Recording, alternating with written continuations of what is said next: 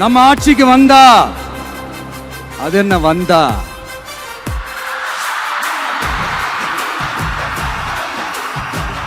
வருவோம். மக்கள் கண்டிப்பா நம்மள வர வைப்பாங்க. மக்களுக்கான ஆட்சியை மக்களே விரும்பி வர வைக்கத்தானே செய்வாங்க. நான் சும்மா மத்தவங்க மாதிரி அவங்கள மாதிரி எல்லாத்தையும் அடிச்சு விட்டுட்டு ஏமாத்துற வேலையெல்லாம் இங்க கிடையாது நம்ம கிட்ட.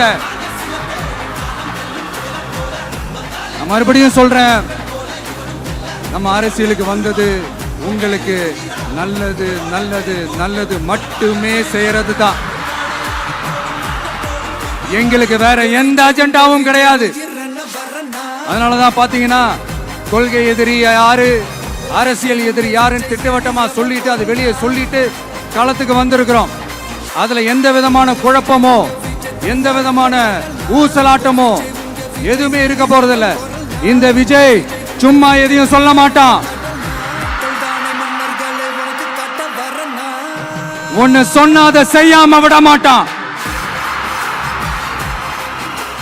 அது மக்களுக்கு நல்லாவே தெரியும்.